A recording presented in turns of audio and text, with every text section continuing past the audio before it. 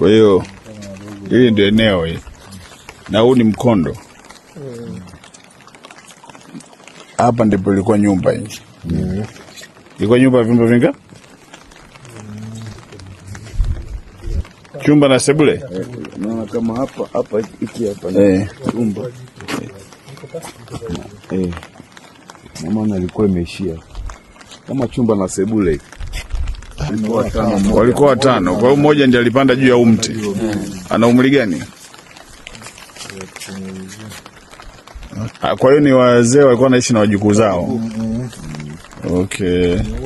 Kwa sababu tumeona sehemu ambazo walitoa hizo taarifa, nasema tufike tujue hali hii. Si jambo la kawaida kwa wananchi wetu 4 kufariki kwa wakati mmoja, tena kwa sababu ya mvua. Na kimsingi kwetu kwenye serikali tumesema ni taarifa ambayo inavuta hisia za watu. Tunasema tufike, mimi na wenzangu wa kamati ya usalama, tuwape pole.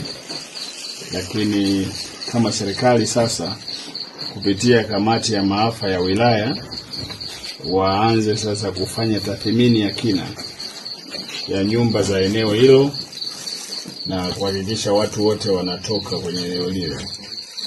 Najua tumepata msiba, tuna majonzi, lakini ni vyema tukajitahidi kuishi kwenye maeneo ambayo ni salama.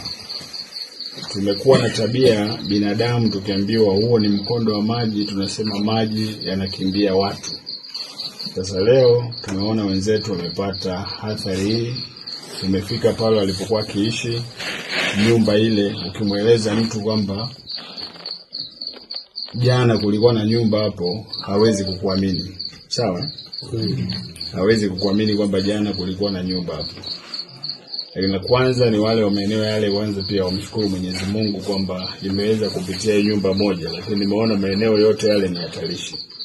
Kwa mwenyekiti, nikuombe sana, zungumza na wenzako kupitia kamati yenu ya maafa ngazi ya kijiji, ngazi ya kata, na wenzangu wa halmashauri itabidi asubuhi waje wafanye tathmini ya kina. Lakini sambamba na hilo, kaimu mkurugenzi na wenzangu wa kamati ya usalama, huu ni msiba. Wenzetu wa kuitarajia watu 4 wa familia moja wamefariki. Kwa ni lazima sisi kama serikali tuone namna gani tunaweza kushirikiana na wenzetu hawa katika kuhakikisha tunawahifadhi ndugu zetu.